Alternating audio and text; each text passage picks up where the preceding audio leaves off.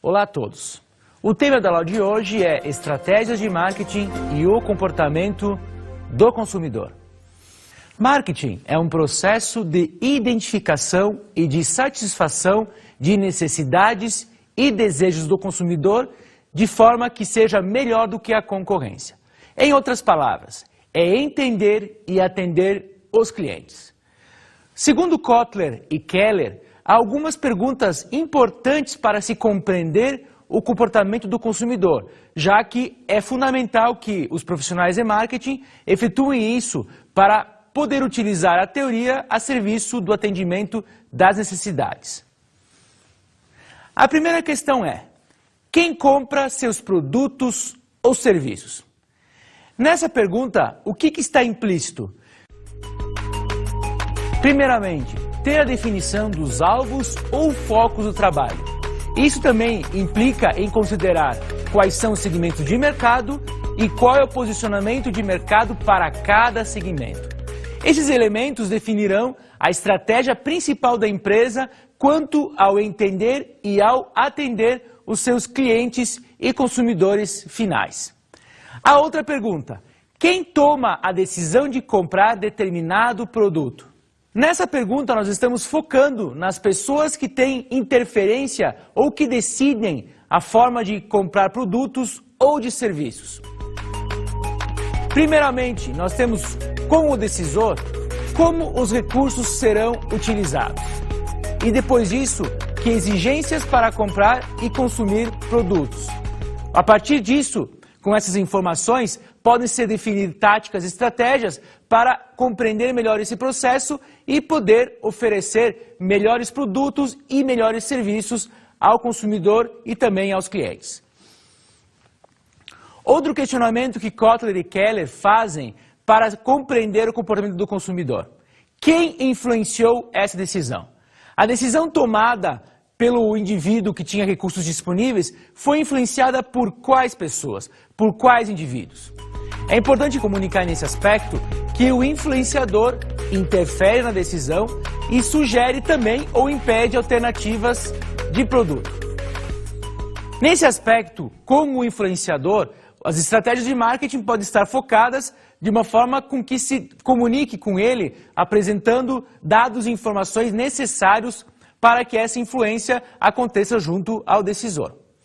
Outro questionamento: como é feita a tomada de decisão? Quem assume esse papel? Nessa pergunta está implícito as pessoas envolvidas e o processo de tomada de decisão. E quem finaliza esse processo? De novo, essa pessoa recebe influências de outros indivíduos e também de aspectos ambientais. A próxima pergunta: o que o cliente compra? Quais necessidades devem ser satisfeitas? Nesse caso, as necessidades são identificadas através de produtos e serviços. E há todo um trabalho anterior de pesquisa e de análise para avaliar quais são essas necessidades e quais são esses desejos. Em outras palavras, é transformar oportunidades do mercado em ofertas. O outro questionamento: por que os clientes compram produtos de determinada marca? Por que algumas marcas são preferidas em relação a outras marcas? É importante destacar que, em relação ao mix de marcas, nós vamos ter uma importância específica, nós teremos também um processo de decisão relacionado a isso, assim como uma interferência no processo de escolha. A marca, de uma forma geral, quando relacionada a produtos de qualidade, é uma forma de reduzir o processo de decisão, de encurtar o tempo que a pessoa tem para decidir, uma vez que ela é considerada uma dica ou uma heurística de qualidade. Outro questionamento: onde os clientes compram ou procuram determinado produto ou serviço? O que esse questionamento nos tem a dizer enquanto profissionais de marketing? Com esse questionamento, nós estamos definindo qual é o melhor ponto de localização dos varejos, das lojas, dos pontos de venda. Com a estratégia de localização, o ponto de venda, além da questão de atendimento, é um dos fatores fundamentais para o seu sucesso ou o seu fracasso. Quando compra? Há fatores ligados à sazonalidade? Essa pergunta se refere, então, às épocas que os consumidores compram produtos e serviços. Pensando em datas festivas, há momentos em que as compras aumentam em função de determinados feriados, como, por exemplo, o Natal. Em função disso, as empresas devem estar preparadas para lidar com essas situações, uma vez que elas só acontecem uma vez por ano, como, por exemplo, o Natal. Outro questionamento. Como fatores pessoais ou demográficos influenciam o comportamento de compra e consumo do consumidor?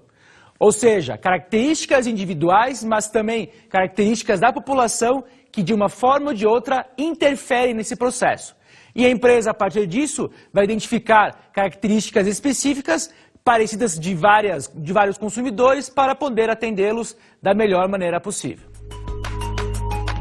Como características pessoais em que as empresas devem estar atentas, nós temos os recursos, o conhecimento, as atitudes, a personalidade, o estilo de vida, os valores, a motivação, as emoções e a aprendizagem.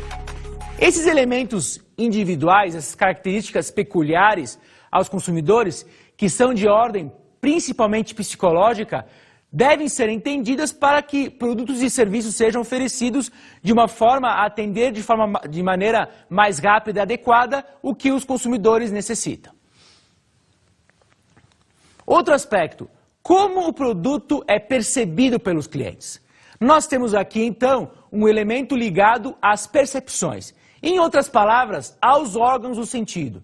Como a pessoa percebe em termos de visão, audição, tato, paladar e olfato os produtos e serviços que estão disponíveis no mercado. Quais são as atitudes dos clientes em relação ao produto?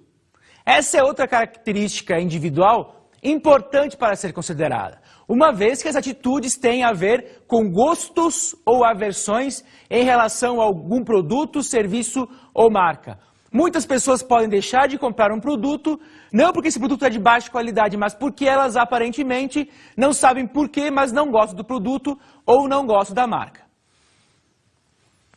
Na realidade, a atitude é uma opinião duradoura sobre produtos ou serviços, e por isso que deve ser considerada enquanto elemento para definir estratégias e ações de marketing.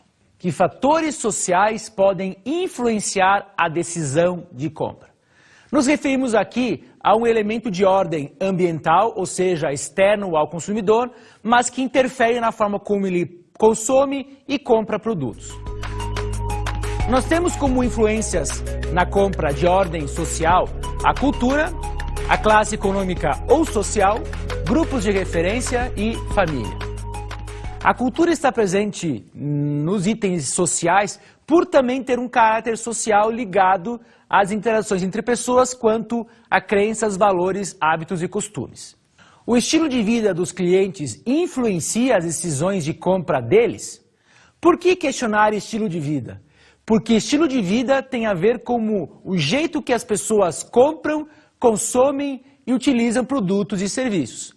Dessa forma, considerar estilo de vida é considerar necessidades e desejos que podem ser atendidos em função de características semelhantes de determinado público. É importante destacar que o estilo de vida recebe influência de outros elementos, como, por exemplo, a personalidade, os valores pessoais e a cultura. O tópico que trabalharemos agora é marketing e o processo de decisão. O processo de decisão do consumidor inicia pelo reconhecimento do problema, em seguida a busca de informações, avaliação de alternativas e decisão, ato de compra e avaliação pós-compra, consumo e descarte. Por que as empresas devem considerar esse processo? Primeiramente, a empresa deve ser uma facilitadora da tomada de decisão do consumidor. O que isso significa? No momento que a empresa dispõe informações aos clientes e também oferece um espaço ou outras atividades para reduzir a sua ansiedade, é uma maneira de facilitar o processo de decisão. Dentro disso, nós temos alguns aspectos que são necessários de serem considerados. O primeiro deles é a disponibilidade de informações e apresentar evidências dos produtos. O consumidor se depara muitas vezes com uma grande variedade de produtos, assim como produtos novos dos quais ele não conhece muito. Em função disso, as empresas devem oferecer informações adequadas, assim como evidências que reforcem alguns benefícios desse produto. Temos, por exemplo, nas embalagens, não apenas uma questão de chamar a atenção do consumidor em termos de comunicação de marketing, mas também as informações necessárias para facilitar a sua tomada de decisão. Informações que retratem a realidade e o desempenho do que o produto é. Outro ponto é considerar as marcas de renome. Uma marca reconhecida é um indicativo de alta qualidade e os consumidores utilizam esse tipo de regra para decidir, facilitando esse processo. Sem dúvida que as empresas sempre devem manter a qualidade elevada da marca para que em nenhum outro momento essa marca não tenha mais essa vinculação com qualidade. Produtos de alta qualidade também estão relacionados a produtos de alto valor. E valor aqui não é apenas o alto preço, mas o benefício elevado que esse produto trará para os consumidores e clientes.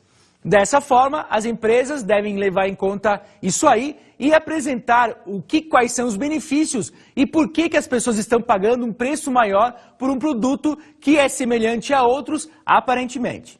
Outro aspecto é tornar o ato de compra agradável. Além de facilitar o processo de decisão do consumidor, de mostrar a ele um local agradável de se comprar, isso também facilita e aumenta as compras do consumidor. O consumidor em um local agradável pode fazer mais compras do que um consumidor em um local menos agradável para se comprar.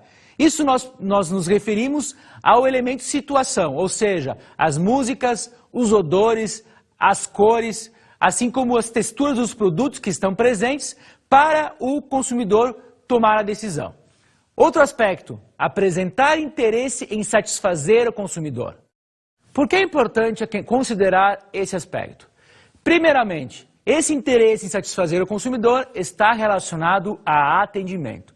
E é um dos pontos onde as empresas mais pecam. Muitas vezes se tem um produto de qualidade, um preço adequado, uma comunicação adequada, mas o atendimento não está adequado para o consumidor. O consumidor não se sente bem atendido pelos atendentes. E isso depende de capacitação e de treinamento. E além disso, de mudança de algumas atitudes, como por exemplo, dos atendentes avaliarem se vale a pena vender para um consumidor, atender o consumidor da forma como ele se veste. Isso é um preconceito e isso pode ser encarado como uma perda de uma oportunidade de venda. Também nós temos a consideração a produtos e preços. Em muitos momentos as pessoas compram produtos em função de um preço mais reduzido. Ou em momentos de promoção, aproveitam comprar um produto que em outro momento estaria mais caro. Em produtos de luxo, por outro lado, um preço muito baixo pode ser um indicativo de que aquele produto não é de alta qualidade. Nesse caso, deve ter um cuidado na redução de preços. As pessoas geralmente relacionam luxo com um preço mais elevado. E se um preço estiver mais baixo, elas podem ficar desconfiadas em relação a esse produto. O que deve ser enfatizado sempre na relação produto e preço, qualidade e preço, é a relação custo-benefício. Em outras palavras, o valor para o cliente. Esse valor para o cliente acontece após a compra na avaliação pós-compra, onde se trabalha entre a satisfação ou então a insatisfação do que era esperado e do que realmente aconteceu. E o preço entra na equação de valor. Valor não tem apenas relação com preço, mas é sempre a relação dos benefícios com os custos que foram incorridos. E custo não de preço, mas também físico, custo psíquico e custo de energia. Outro ponto importante é a distribuição e pontos de venda. Nesse caso, se refere a um dos elementos do composto de marketing, além do produto, do preço e da comunicação, nos referimos ao acesso dos clientes ao produto, ao serviço de conveniência. Um produto amplamente disponível no mercado é um produto que seguramente ficará presente no conjunto considerado de marcas e produtos do consumidor. Um produto que está disponível no mercado é um produto com chance maior de ser vendido, ainda mais quando nos referimos a produtos de menor valor e produtos de consumo, produtos de compra de rotina. É por isso, por exemplo, que a cerveja é um produto amplamente disponível nos supermercados, assim como os refrigerantes. Tem uma questão de marca relacionada, mas também tem uma questão de acesso dos clientes ao produto e de encontrar o produto disponível no ponto de venda. Outro aspecto a ser considerado na distribuição é como está organizado o ponto de venda. E de acordo com a forma como ele está organizado e estruturado, tanto externa quanto internamente, também é um indicativo de qualidade dos produtos e de sofisticação. Muitas lojas, como por exemplo em franquias ou lojas conceito, trabalham com um ponto de venda desenvolvido de maneira diferente, focando no produto, nos benefícios e evidenciando as suas qualidades. Além dos elementos do composto de marketing, produto, preço e distribuição, também temos que fazer referência à comunicação de marketing. A comunicação ou promoção. A comunicação em marketing serve principalmente para informar, persuadir ou lembrar consumidores a respeito de produtos, marcas ou serviços. Nesse caso, o consumidor, a partir de uma comunicação de marketing, como por exemplo a propaganda, pode perceber a necessidade de comprar um novo produto ou de resolver um problema relacionado às suas necessidades. Outro elemento importante na comunicação é que ela pode servir para que o consumidor perceba uma nova necessidade, identifique uma nova necessidade com novos produtos que estão sendo oferecidos e, portanto, novos benefícios. A comunicação de marketing também deve ser considerada quando se está trabalhando no reforço de um produto a ser comprado. O consumidor pode perceber a necessidade de comprar um produto ou lembrar de comprar em função de uma propaganda ou de outro tipo de comunicação colocado para ele. É importante ressaltar que a comunicação de marketing apresenta algumas ferramentas, dentre elas a propaganda, os eventos, a publicidade, o merchandising e também os vendedores.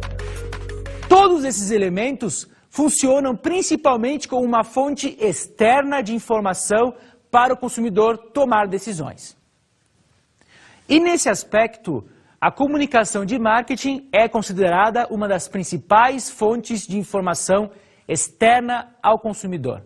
O consumidor, então, com a comunicação, não está apenas sendo persuadido, mas também informado sobre produtos e serviços. O tópico que trabalharemos a seguir é marketing e as características individuais do consumidor.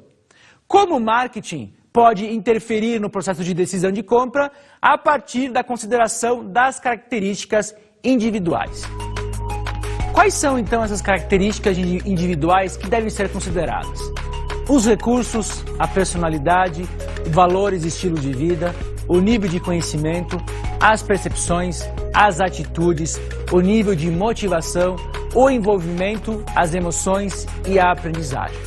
Os profissionais de marketing e os empreendedores devem saber como lidar com esses elementos para poder, além de aumentar as vendas, também aumentar a satisfação e a lealdade dos seus clientes. Quanto aos estilos de vida, é uma forma que a empresa pode considerar para segmentar os seus mercados, para definir em quais mercados ela quer trabalhar e, a partir disso, oferecer produtos e serviços.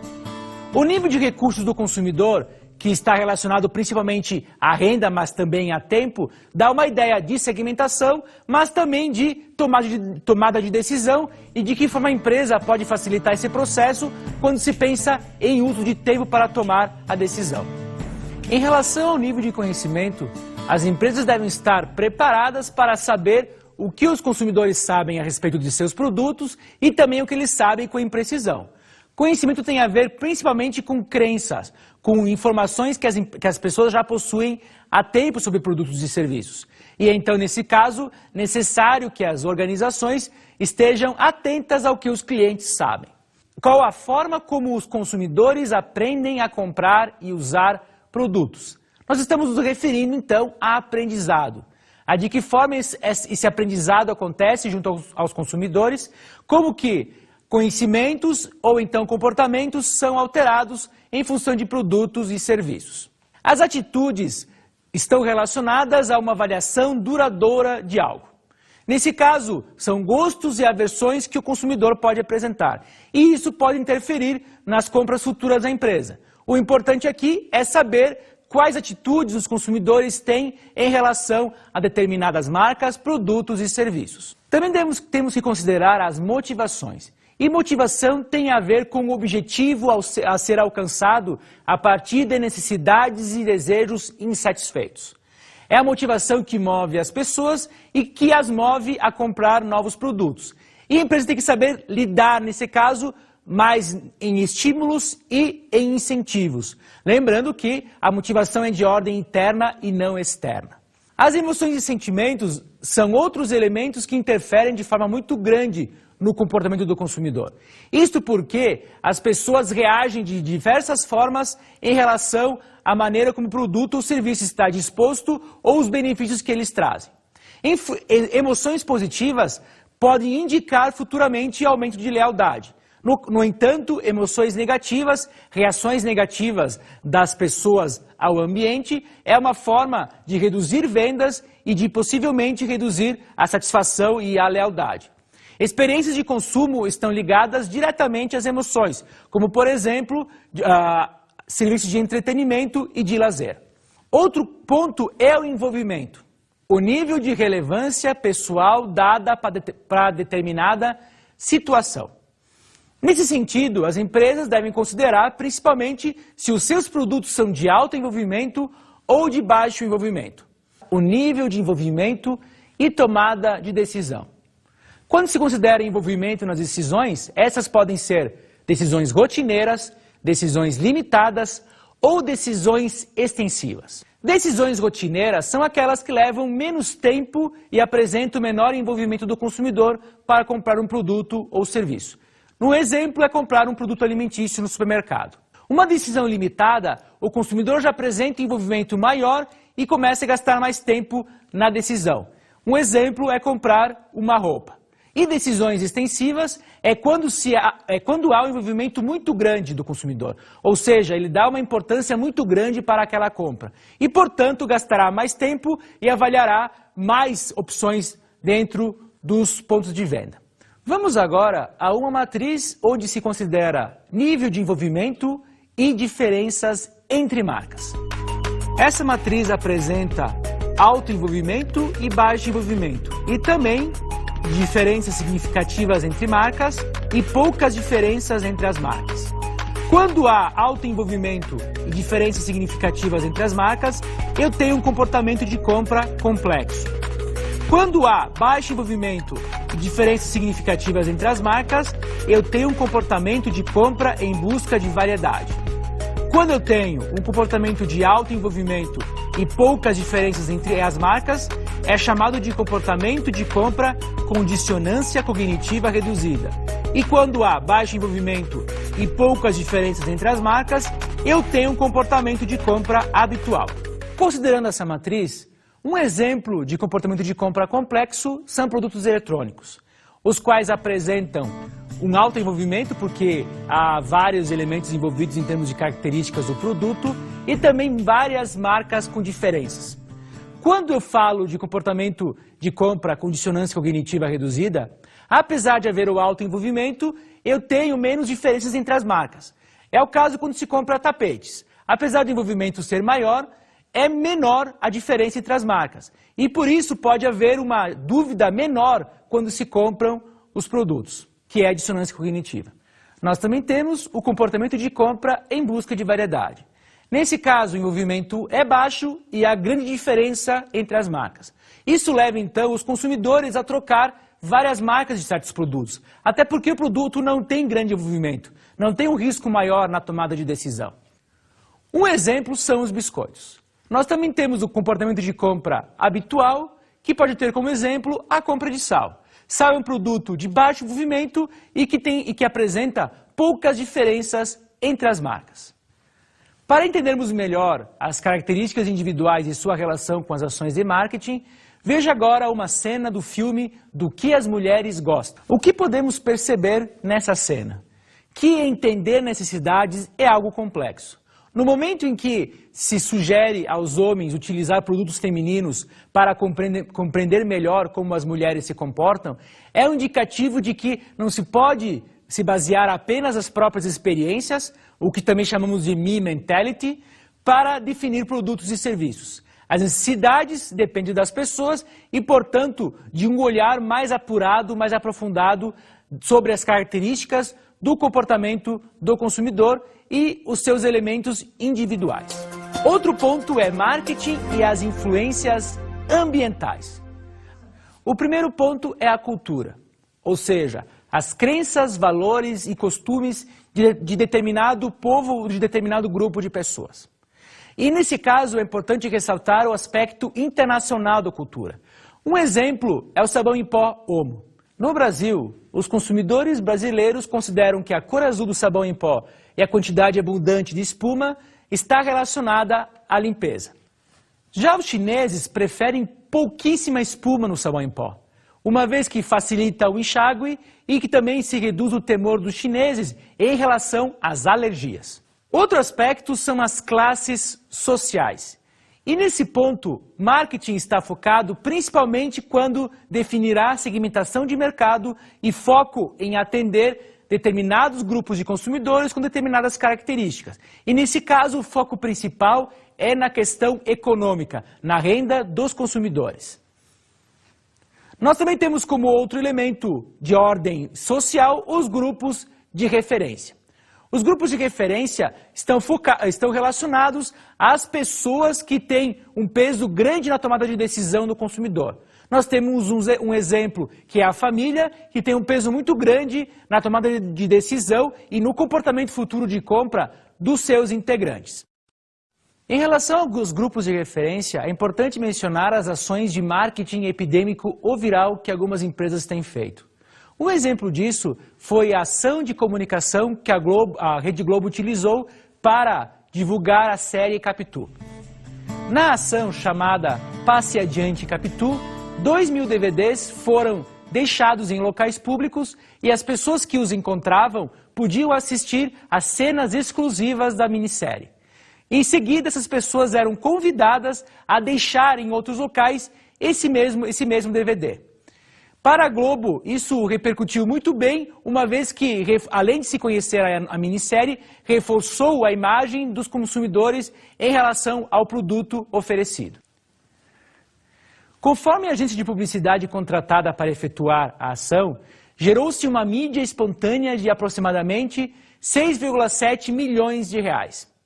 O que significa isso? Que se a Globo tivesse efetuado divulgação na mídia tradicional, ela teria gasto esse valor, mas isso ocorreu de maneira espontânea através dos consumidores, dos telespectadores.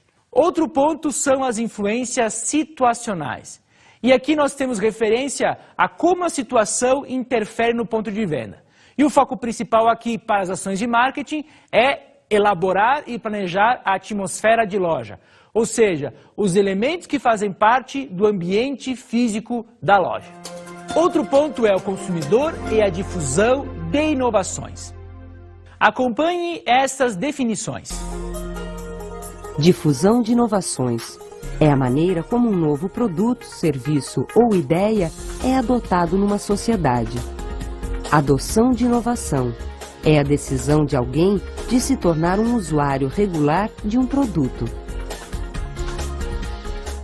Tanto a difusão de inovações quanto a adoção de novos produtos está relacionado a se um novo produto terá sucesso ou não. Isso depende fundamentalmente das pessoas se interessarem por adotar o produto e depois de adotarem um comportamento regular de compra em relação a esse produto. Empresas que não lançam novos produtos terão dificuldades de se sustentar a longo prazo. Para adotar um novo produto ou um novo serviço, nós temos algumas etapas que devem ser consideradas. Primeiro a conscientização, depois o interesse, em seguida a avaliação, a experimentação e a adoção. Na conscientização, acontece um conhecimento do produto, mas o consumidor não tem informações ainda. No interesse, o consumidor começa a procurar informações mais detalhadas sobre o produto. Na avaliação, ele avalia se é interessante ou não comprar ou experimentar esse produto. Na experimentação, o consumidor experimenta o produto. E na adoção, ele apresenta um comportamento regular de uso desse produto. Nós também temos algumas categorias de adotantes, segundo o modelo de Rogers. Nesse modelo, os inovadores perfazem 2,5% da população. Os adotantes imediatos, 13,5%. A maioria imediata, 34%. A maioria posterior, 34%. E os retardatários, 16% da população. Os inovadores são os entusiastas de novas tecnologias, sempre procurando por novos produtos. Um exemplo foi a formação de filas das pessoas procurando pelo iPhone lançado pela Apple. Os adotantes imediatos são aqueles que compram um produto logo em seguida aos inovadores e geralmente são formados por líderes e formadores de opinião. A maioria imediata é formada por consumidores que comprarão um novo produto após os benefícios desse novo produto terem sido comprovados. A maioria posterior, mais conservadora, comprará o produto com uma certa resistência. Os retardatários são aqueles que mais apresentam resistência para adotar um novo produto. Essa classificação pode ser percebida principalmente na adoção de produtos de alta tecnologia, como telefones celulares ou TVs de alta definição. Nesta aula, abordamos algumas relações de marketing com o comportamento do consumidor. Ficou muito claro o que marketing realmente é entender e atender mercados. E como esse entender e atender mercados depende da compreensão do que é o comportamento do consumidor e de atendimento das suas necessidades, desejos e anseios.